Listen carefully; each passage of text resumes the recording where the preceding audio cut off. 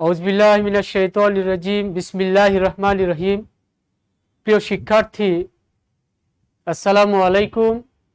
আশা করি তোমরা সকলে এই দুর্যোগ মহামারীকালীন সময়ে বাসায় রয়েছো, নিরাপদে রয়েছো এবং সুস্থ রয়েছো।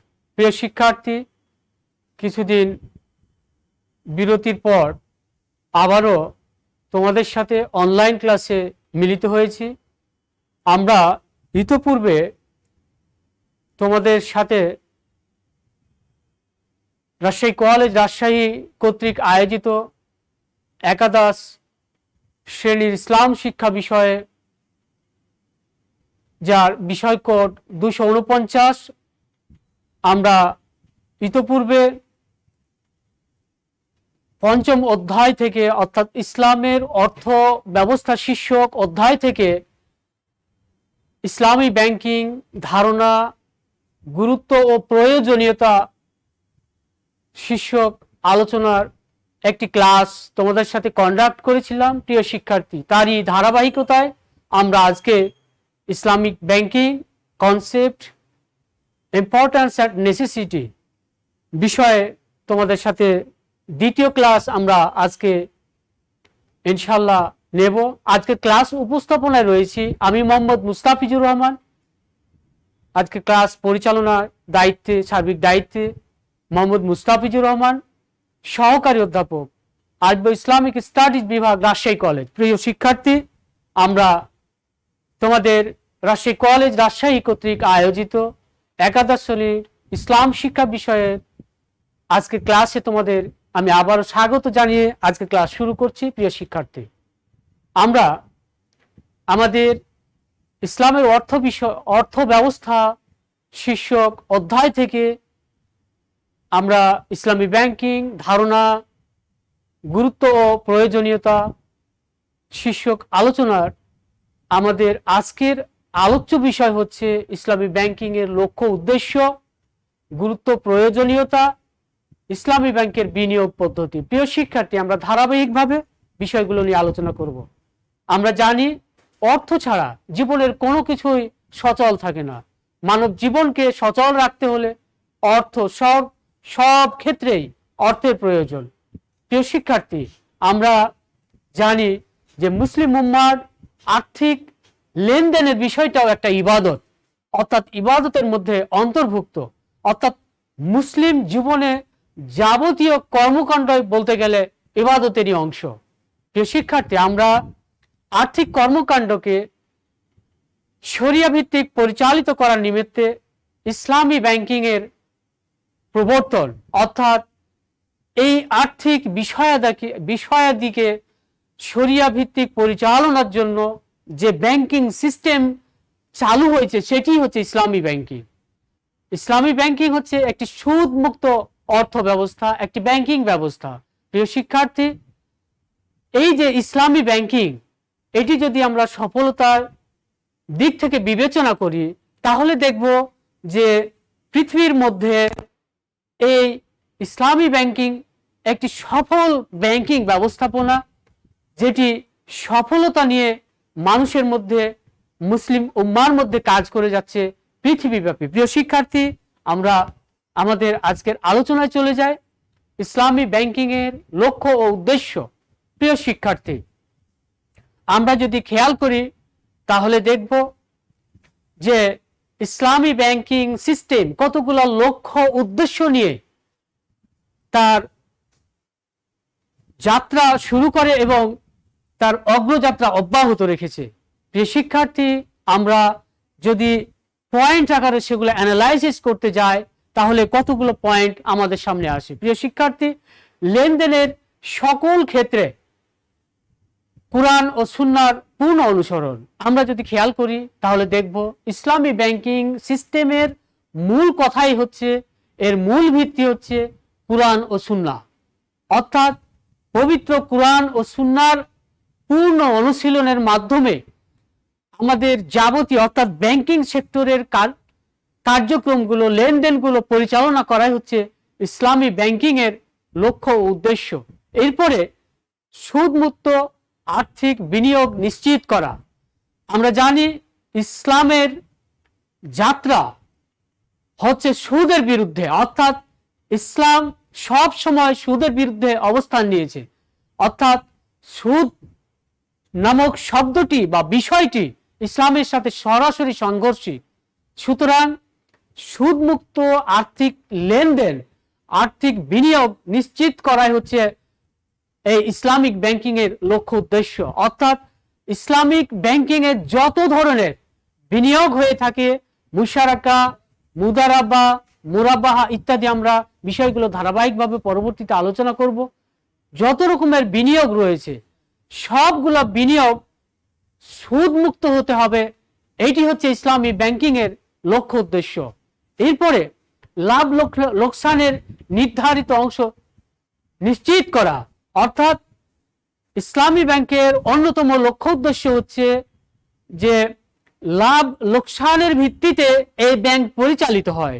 সেই ক্ষেত্রে নির্দিষ্ট বা নির্ধারিত যে লভ্যাংশ বা লোকসানের যে ন্যায্য হিস্সা, এটি নিশ্চিত করাই হচ্ছে ইসলামী ব্যাংকের লক্ষ্য উদ্দেশ্য।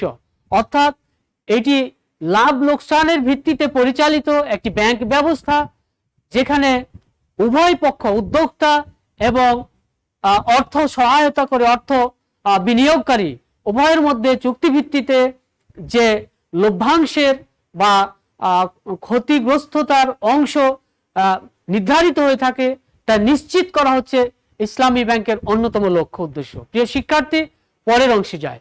অর্থনৈতিক ব্যবস্থায় ন্যায় নীতি ইনসাফ প্রতিষ্ঠা, অর্থাৎ ইসলাম হচ্ছে একটি পূর্ণাঙ্গ জীবন ব্যবস্থা, একটি ইনসাফপূর্ণ জীবন ব্যবস্থা। এই জীবন ব্যবস্থার অর্থনীতি, অর্থাৎ ইসলামী অর্থনীতি একটি ইনসাফপূর্ণ অর্থনৈতিক ব্যবস্থা। এটি একটি ন্যায় নীতির ভিত্তিতে প্রতিষ্ঠিত অর্থনৈতিক ব্যবস্থা। আমরা জানি সুদে জুলুমের স্থান রয়েছে, একটা অংশ সুদ দ্বারা জুলুমের শিকার হয়, কিন্তু ইসলামী অর্থ ব্যবস্থা, ইসলামী অর্থনীতি, ইসলামী ব্যাংকিং সিস্টেম, সেখানে ইসলামের যে নীতি নৈতিকতা, সেই নীতি নৈতিকতার আলোকেই এই অর্থ ব্যবস্থা পরিচালিত হয়। প্রিয় শিক্ষার্থী, আমরা পরের অংশে যাই। বৈধ পন্থায় কল্যাণকর খাতে অর্থ বিনিয়োগের মাধ্যমে মুনাফা অর্জন। এখানে আমরা কতগুলো বিষয় লক্ষ্য করছি। বৈধ পন্থায়, অর্থাৎ ইসলামী ব্যাংকিং এর লক্ষ্য উদ্দেশ্য হচ্ছে হালাল পথে মানুষকে অর্থের লেনদেনের প্রয়োজনীয় ব্যবস্থা করে দেওয়া। এরপর কল্যাণকর খাতে, ইসলামী ব্যাংকিং ব্যবস্থা বিনিয়োগ করে যেখানে মানব কল্যাণ জড়িত, সেখানে বিনিয়োগ করে। অর্থ বিনিয়োগের মাধ্যমে মুনাফা অর্জন, অর্থাৎ বৈধ পন্থায় মানুষের কল্যাণে আসে এই রাস্তায় বা এই পথে অর্থ বিনিয়োগের মাধ্যমে মুনাফা অর্জন করা। অর্থাৎ আমাকে যে ব্যাংকিং ব্যবস্থাটা পরিচালিত হবে সেটি হবে বৈধ পন্থায়, হালাল উপায়ে। এরপর মানুষের জন্য কল্যাণকর হয়, সেইখানে আমি বিনিয়োগ করব এবং এর মাধ্যমে আমাকে মুনাফা অর্জন করতে হবে। প্রিয় শিক্ষার্থী, আমরা পরের অংশে যাই। এরপর আমরা যদি ইসলামী অর্থ ব্যবস্থার বা ইসলামী ব্যাংকিং এর লক্ষ্য উদ্দেশ্যের দিকে খেয়াল করি, তাহলে দেখব অর্থনৈতিক বৈষম্য হ্রাসপূর্বক সম্পদ ও আয়ের সুষম বন্টন নিশ্চিত করা। অর্থাৎ ইসলামী ব্যাংকিং এর অন্যতম লক্ষ্য উদ্দেশ্য হচ্ছে অর্থনৈতিক বৈষম্য হ্রাস করা।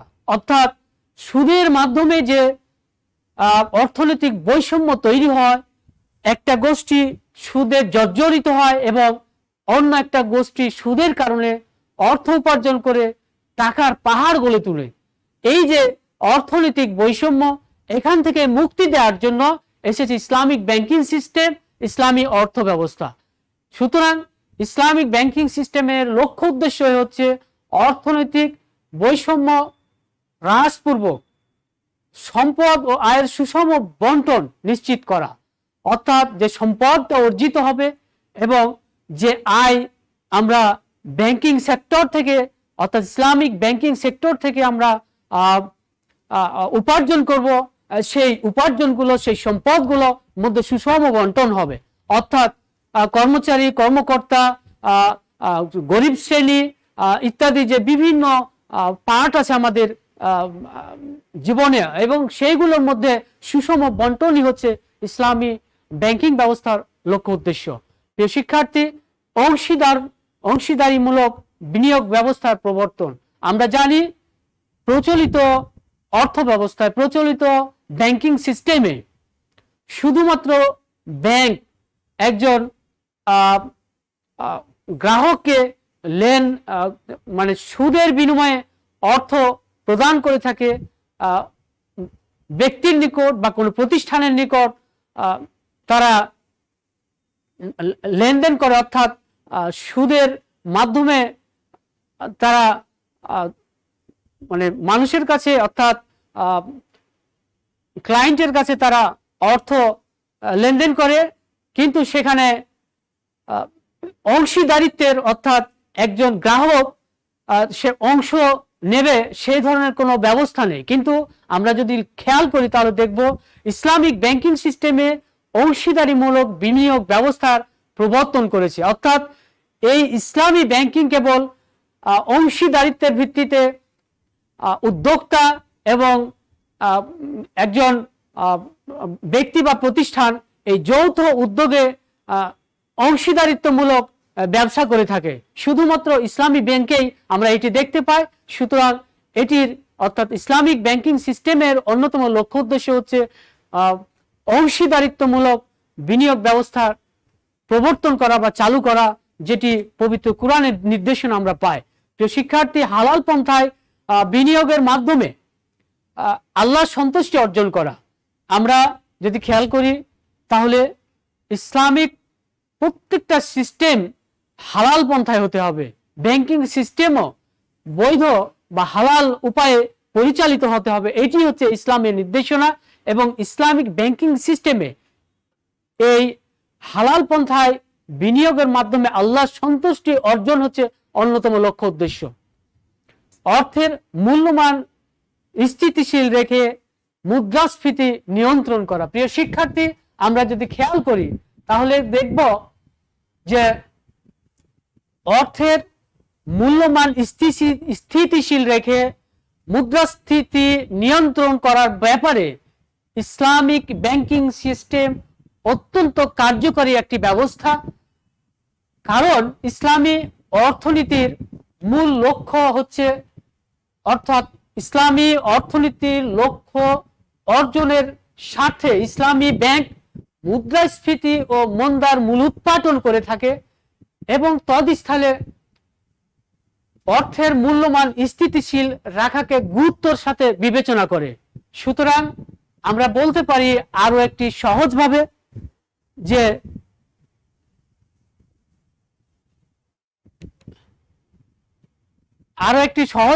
আমরা বলতে পারি যে অর্থলগ্নির পরিবর্তে পণ্যের কেনাবেচা করে এই ইসলামিক ব্যাংকিং সিস্টেম, ফলে এরূপ বিনিয়োগে মুদ্রাস্ফীতি সৃষ্টি হওয়ার পরিবর্তে মুদ্রাস্ফীতি নিয়ন্ত্রিত হয়ে থাকে। প্রিয় শিক্ষার্থী, আমরা পরের অংশে যাই। মুসলিমদের সুদ মুক্ত বিনিয়োগে উৎসাহিত করে ইসলামী অর্থ ব্যবস্থা সমৃদ্ধকরণ। আমরা আগেই বলেছি ইসলামিক ব্যাংকিং সিস্টেমের ধারণাই হচ্ছে সুদ মুক্ত ব্যাংকিং ব্যবস্থা। মুসলমানদেরকে এই সুদ মুক্ত ব্যাংকিং ব্যবস্থায় বিনিয়োগের মাধ্যমে, অর্থাৎ বিনিয়োগে উৎসাহিত করে এই ইসলামিক ব্যাংকিং ব্যবস্থা, এবং এর মাধ্যমে ইসলামী অর্থ ব্যবস্থা সমৃদ্ধ হয়। অর্থাৎ একটি ইসলামিক স্টেটের যে অর্থ ব্যবস্থা বাইতুল মাল, এই বাইতুল মাল সিস্টেমটা সমৃদ্ধ হয় এই ইসলামিক ব্যাংকিং এর মাধ্যমে। প্রিয় শিক্ষার্থী, আমরা এতক্ষণ ইসলামিক ব্যাংকিং এর লক্ষ্য উদ্দেশ্য নিয়ে আলোচনা করলাম। আমরা এ পর্যায়ে আমাদের আলোচনার দ্বিতীয় অংশ, অর্থাৎ ইসলামিক ব্যাংকিং এর গুরুত্ব ও প্রয়োজনীয়তা নিয়ে তোমাদের সাথে কথা বলবো। প্রিয় শিক্ষার্থী, আমরা ইসলামিক ব্যাংকিং এর গুরুত্ব, প্রয়োজনীয়তা পবিত্র কোরআন এবং হাদিসের বিভিন্ন জায়গায় আমরা লক্ষ্য করি। অর্থাৎ পবিত্র কোরআনে আল্লাহ পাক বলছেন ওয়া আহাল্লাল্লাহুল বাইআ ওয়া হাররামা রিবা, আল্লাহ তোমাদের জন্য বেচা কেনা বৈধ করেছেন এবং সুদ ভিত্তিক কার্যক্রম অবৈধ ঘোষণা করেছেন। সুতরাং আমাদের এই ইসলামিক ব্যাংকিং সিস্টেমটার প্রধান যে আমরা চালিকা শক্তি, সেটি দেখছি বৈধ পন্থায় পরিচালিত হয় এই ইসলামিক ব্যাংকিং। এবং এই যে শোষণের হাতিয়ার সুদ, এই সুদকে ইসলামিক ব্যাংকিং সিস্টেমে, ইসলামী অর্থ ব্যবস্থায় নাকচ করা হয়েছে। প্রিয় শিক্ষার্থী, আমরা যদি এগুলোকে পয়েন্ট আকারে আলোচনা করি তাহলে ইসলামিক ব্যাংকিংয়ের গুরুত্ব ও প্রয়োজনীয়তা কতগুলো পয়েন্টের মাধ্যমে আমরা তোমাদের সাথে উপস্থাপন করতে পারি। আমরা দেখি এইখানে সুদমুক্ত লেনদেন, অর্থাৎ ইসলামিক ব্যাংকিং এর প্রথম কথাই হচ্ছে সুদমুক্ত লেনদেন করা, অর্থাৎ সুদের মূলোৎপাটন করাই হচ্ছে ইসলামিক ব্যাংকিং এর প্রধান লক্ষ্য উদ্দেশ্য। এবং এক্ষেত্রে ইসলামিক ব্যাংকিং অত্যন্ত গুরুত্বপূর্ণ একটি মুমিন, একটি মুসলিম জীবনে। প্রিয় শিক্ষার্থী, পরের অংশে যায় লাভ লোকসানে অংশীদারিত্ব। অর্থাৎ আমরা দেখেছি যে ইসলামিক ব্যাংকিং সিস্টেমে লাভ লোকসানের ভিত্তিতে ব্যবসা বা ব্যাংকিং ব্যবস্থা পরিচালিত হয়। সেই ক্ষেত্রে আমরা পবিত্র কোরআন থেকে নির্দেশনা পেয়ে থাকি। যেমন আল্লাহ পাক বলছেন লা তাকুলু আমওয়ালাকুম বাইনাকুম বিল বাতিল, লা তাকুলু আমওয়ালাকুম বাইনাকুম বিল বাতিল ইল্লা আন তাকুনা তিজারাতাম আন তারাদিন মিনকুম। এটি সূরা নিসার 29 নম্বর আয়াতে আল্লাহ পাক বলছেন যে তোমরা, হে ঈমানদারগণ, তোমরা একে অপরের সম্পদ অন্যায়ভাবে ভক্ষণ করিও না, তবে তোমাদের নিজেদের মধ্যে সন্তুষ্টি চিত্তে ব্যবসায়ের উদ্দেশ্যে তোমরা অংশীদারের ভিত্তিতে লেনদেন পরিচালিত করতে পারবে। সুতরাং লাভ লোকসানের অংশীদারিত্বের যে কথা রয়েছে এখানে, আমরা সেটি পবিত্র কোরআন থেকে এর গুরুত্ব অনুধাবন করতে পারি। প্রিয় শিক্ষার্থী, এরপরে শ্রমিক অধিকার। আমরা জানি একটি ব্যাংকিং সিস্টেমে, একটি কারবার পরিচালনায় শ্রমিক অত্যন্ত গুরুত্বপূর্ণ একটি উপাদান। কারণ আমরা কোনো নির্মাণ কর্ম অথবা কোনো ব্যবসায়িক প্রতিষ্ঠান, কোনো লেনদেন সংক্রান্ত, আদান প্রদান সংক্রান্ত কার্যক্রম আমরা শ্রমিক বা আমাদের প্রয়োজনীয় কর্মকর্তা কর্মচারী ছাড়া আমরা সেটি পরিচালনা করতে পারি না। সেক্ষেত্রে ইসলামিক ব্যাংকিং সিস্টেমে এই শ্রমিকের অধিকার অত্যন্ত গুরুত্বের সাথে বিবেচনা করা হয়। কর্মকর্তা কর্মচারী এবং নির্মাণ কাজের সাথে জড়িত অথবা উৎপাদন কাজের সাথে জড়িত যে শ্রমিক শ্রেণী রয়েছে, তাদের নির্দিষ্ট যে চুক্তিতে তাদেরকে শ্রম দেওয়া হয়, শ্রমের অর্থাৎ পারিশ্রমিক দেওয়া হয়, সেটি ইসলামিক ব্যাংকিং ব্যবস্থায় অত্যন্ত গুরুত্বের সাথে বিবেচনা করা হয়। প্রিয় শিক্ষার্থী, বিনিয়োগ বৃদ্ধি। আমরা জানি যে ইসলামিক ব্যাংকিং ব্যবস্থায় বিনিয়োগ বৃদ্ধি পায়, অর্থাৎ ইসলামিক ব্যাংক ব্যবস্থা চালু হলে বিনিয়োগ বৃদ্ধি পায়। পক্ষান্তরে সুদী কারবারের মধ্যে আমরা দেখতে পাই বিনিয়োগ কমে যায়। আমরা দেখেছি ব্রিটিশ অর্থনীতিবিদ জন মেইনার্ড কিনস তিনি বলেছেন, যখন সুদের মাত্রা বেড়ে যায় তখন বিনিয়োগ কমে যায়। অর্থাৎ ইসলামী ব্যাংকিং একটি সুদ মুক্ত ব্যাংকিং ব্যবস্থা। এখানে লাভ এবং ক্ষতির বিবেচনায় এই ব্যাংকটি পরিচালিত হয়ে থাকে। সেই ক্ষেত্রে এখানে বিনিয়োগ বৃদ্ধি পায়, অর্থাৎ এখানে সুদের কারবার না থাকার কারণে এবং যারা এখানে ক্লায়েন্ট রয়েছে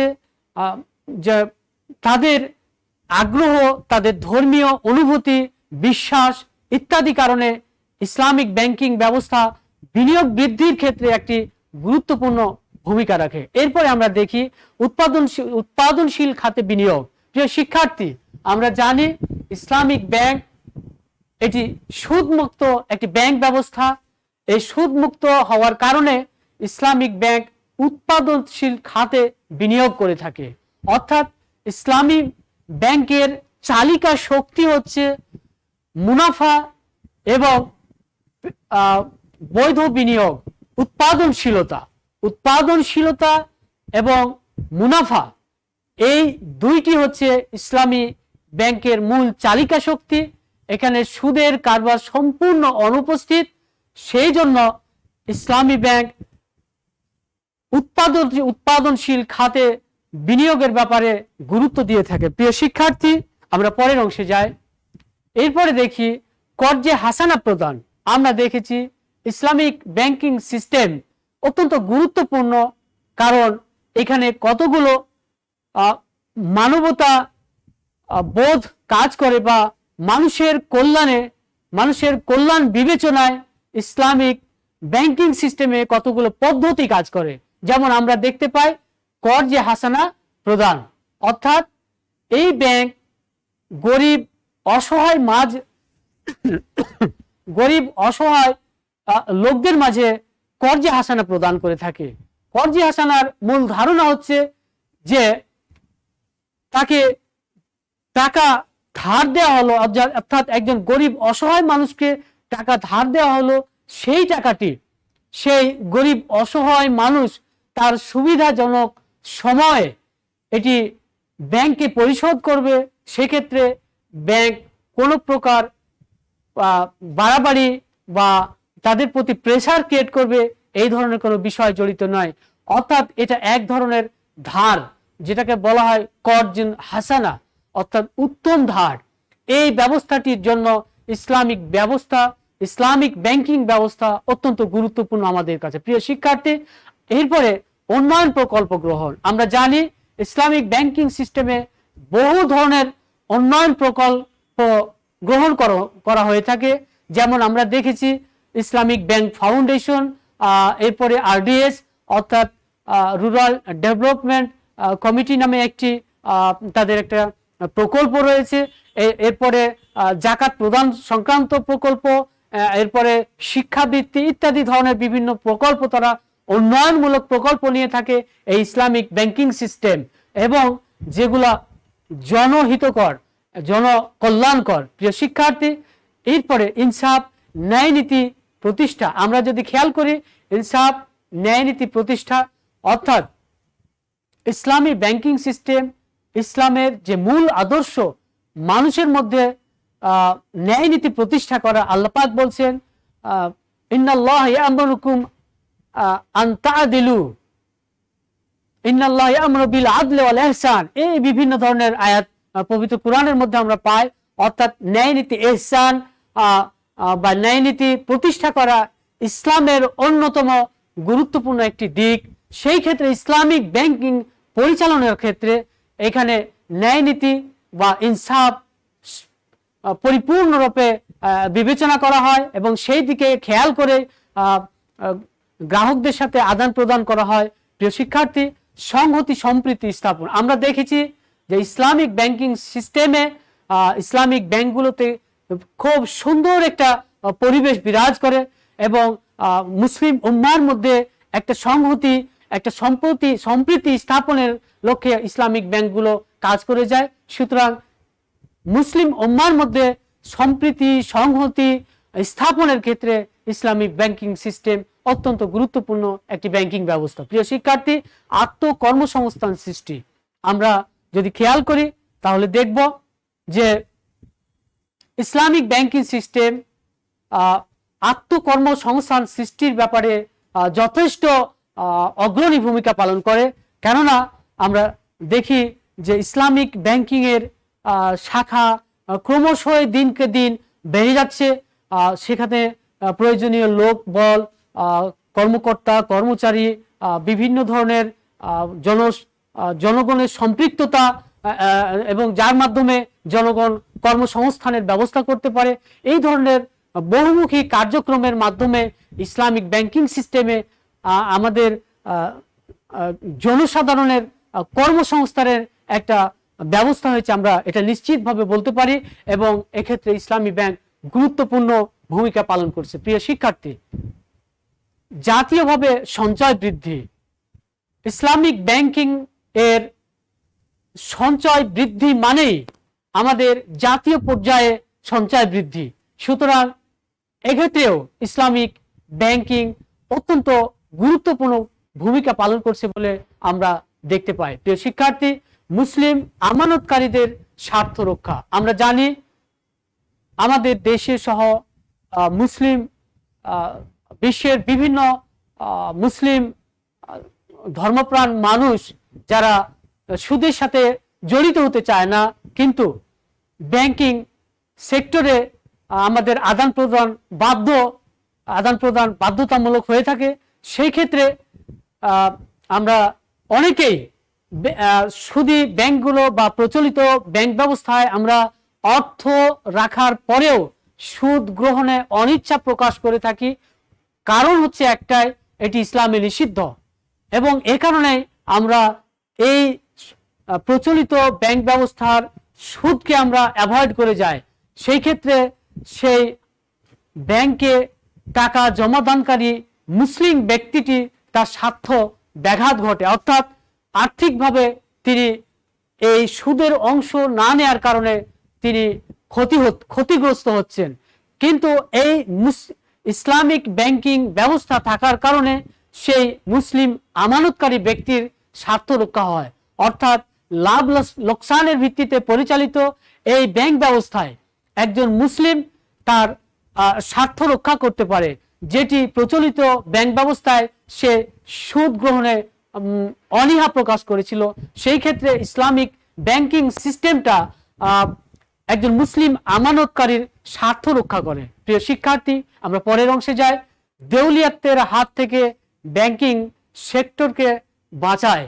আমরা যদি খেয়াল করি তাহলে আমরা বলতে পারি এই ব্যাংকিং সিস্টেম হচ্ছে পরের ধনে পোদ্দারি করা, অর্থাৎ পুরো অন্যের সম্পদ নিয়ে কারবার পরিচালনা করা, অর্থাৎ ব্যাংকিং সেক্টরকে পরিচালনা করা।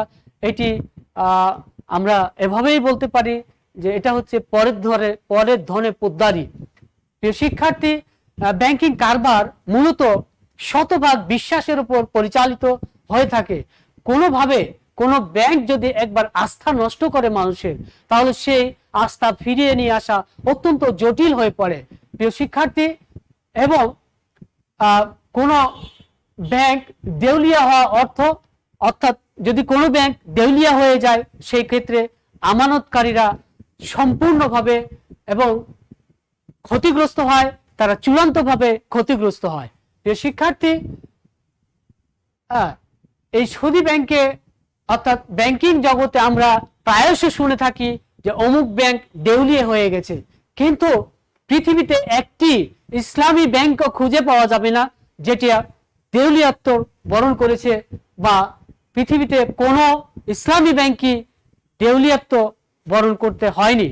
কারণ হচ্ছে এটি ধর্মীয় বিশ্বাসের উপর প্রতিষ্ঠিত, এবং এটি ইসলামী ব্যাংকের যে গঠন কাঠামো, সেখানে কতগুলো উপাদান এমনভাবে সন্নিবেশিত, যার কারণে ইসলামী ব্যাংক কখনোই দেউলিয়াত্ব বরণ করে না। প্রিয় শিক্ষার্থী, আমরা এখানে আরো একটি বিষয় বিবেচনা করতে পারি। ইসলামী ব্যাংকের পরিচালনার অন্যতম ভিত্তি হচ্ছে ধর্মীয় বিশ্বাস, এবং আমরা আরো বলতে পারি এখানে যেহেতু পবিত্র কোরআন ও হাদিসের দিক নির্দেশনার আলোকে এই ব্যাংকটি পরিচালিত হয়, ইসলামী ব্যাংক ব্যবস্থা পরিচালিত হয়, সেই ক্ষেত্রে পবিত্র কোরআন ভিত্তিক পরিচালনা করার কারণে আমরা বিশ্বাস করি যে এই ব্যাংকিং সিস্টেমে আল্লাহর পক্ষ থেকে রহমত আছে। প্রিয় শিক্ষার্থী, আমরা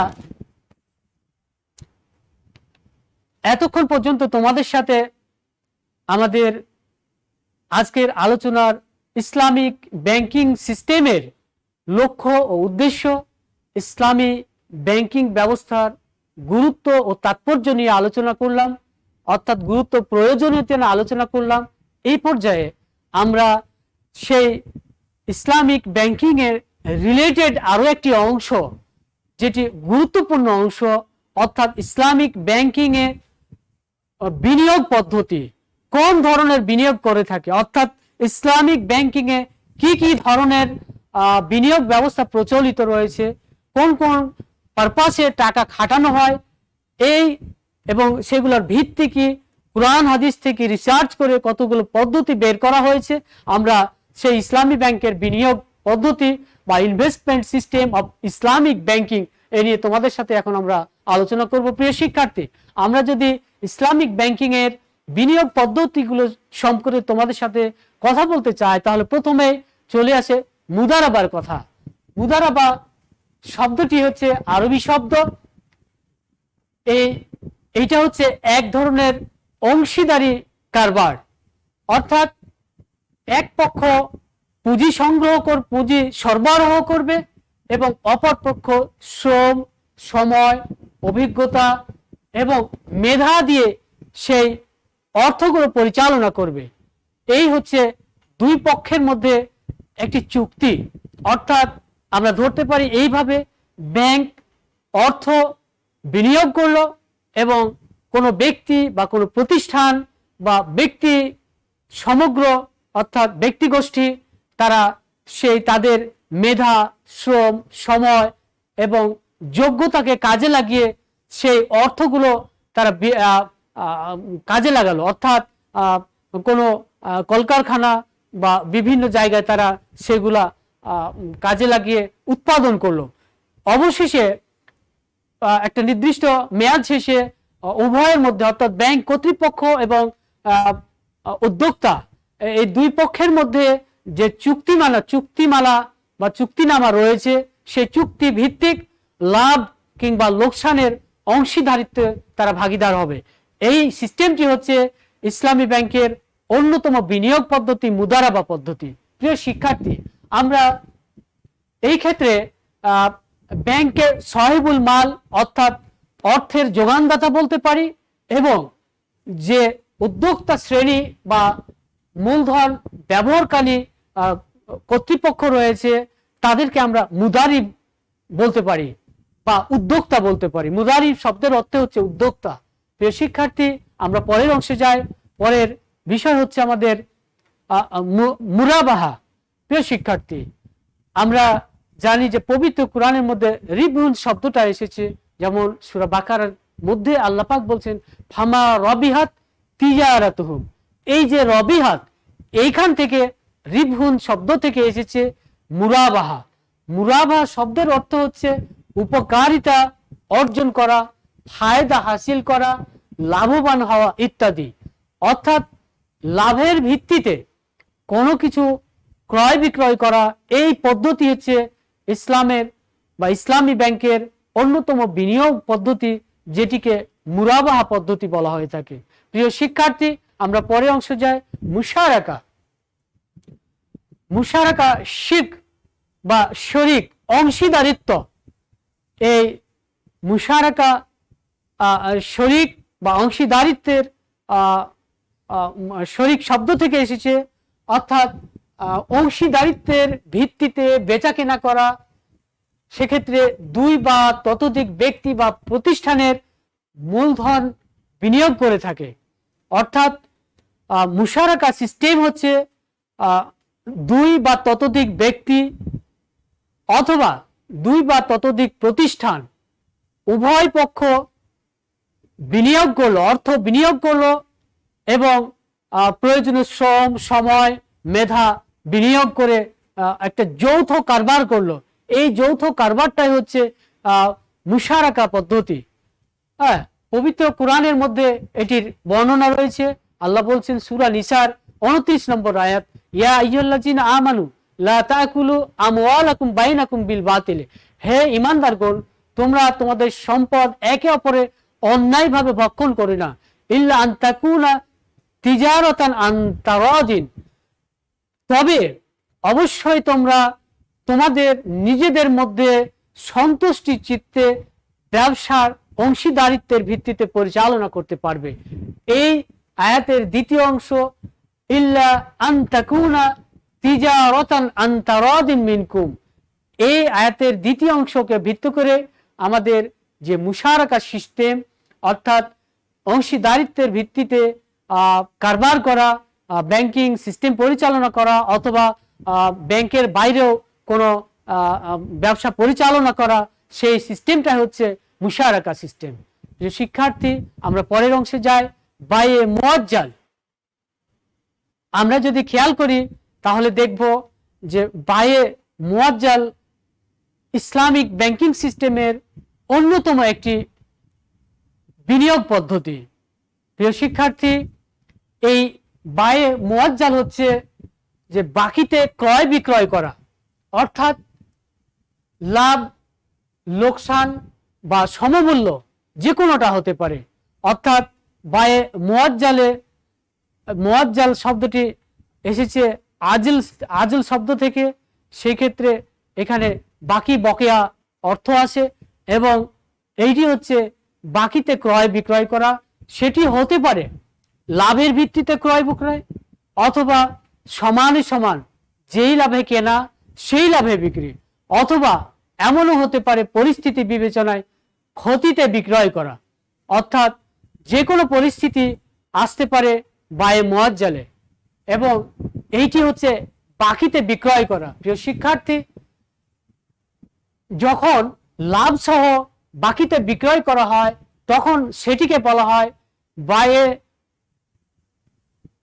মুরাবাহা বিল মুআজ্জালা, অর্থাৎ লাভের ভিত্তিতে বায়ে মুআজ্জাল, অর্থাৎ বায়ে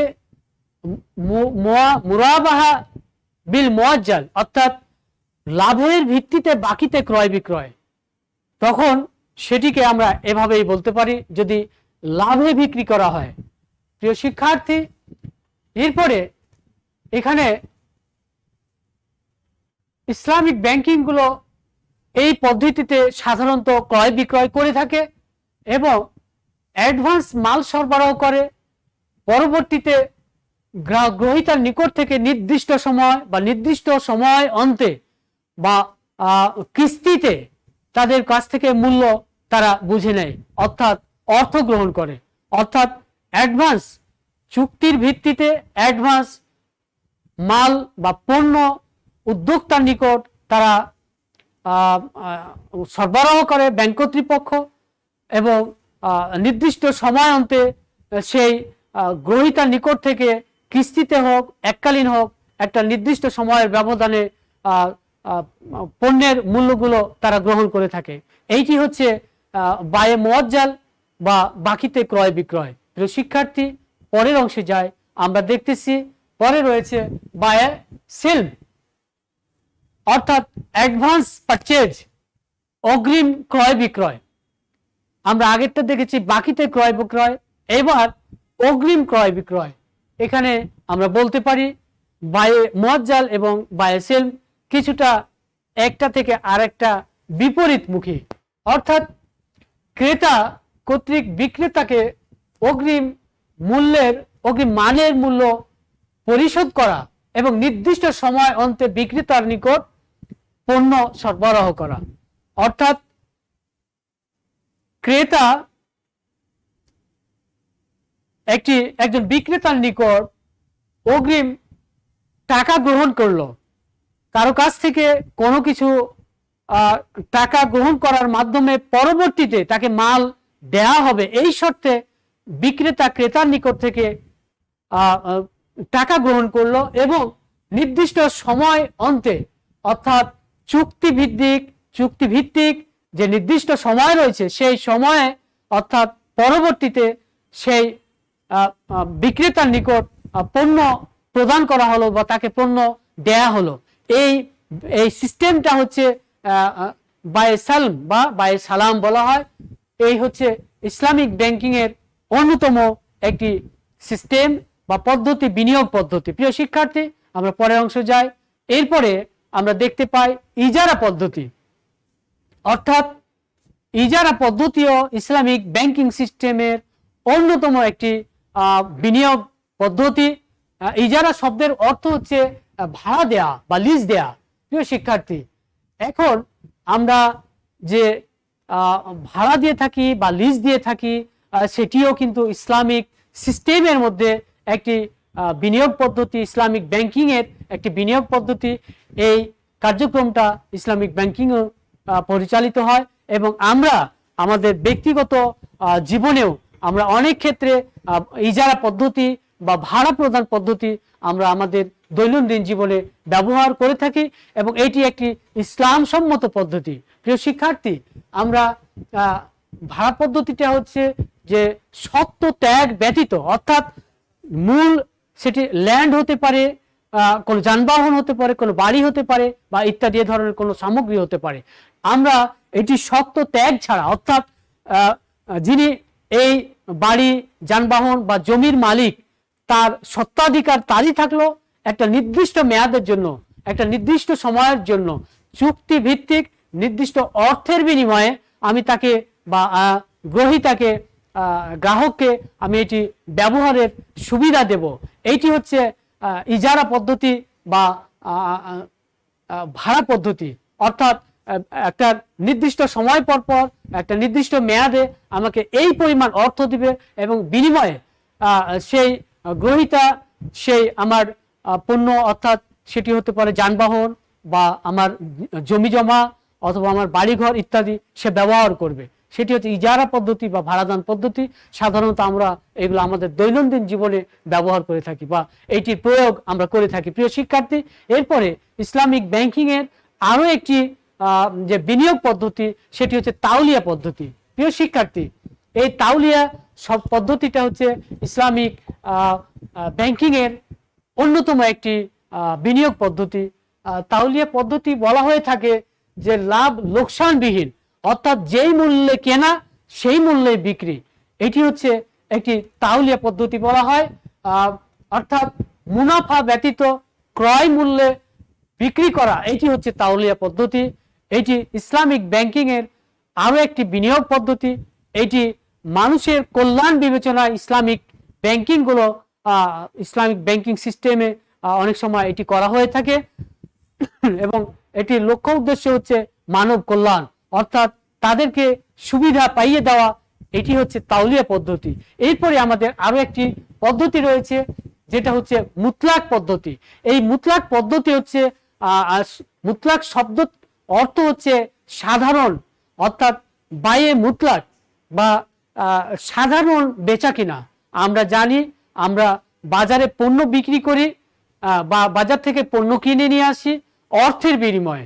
এইটিও একটি ইসলামের বিনিয়োগ পদ্ধতি, অর্থাৎ অর্থের বিনিময়ে ক্রয় বিক্রয়, অর্থাৎ নগদ টাকা পয়সার মাধ্যমে ক্রয় বিক্রয় করা, পণ্য ক্রয় করা, পণ্য বিক্রয় করা।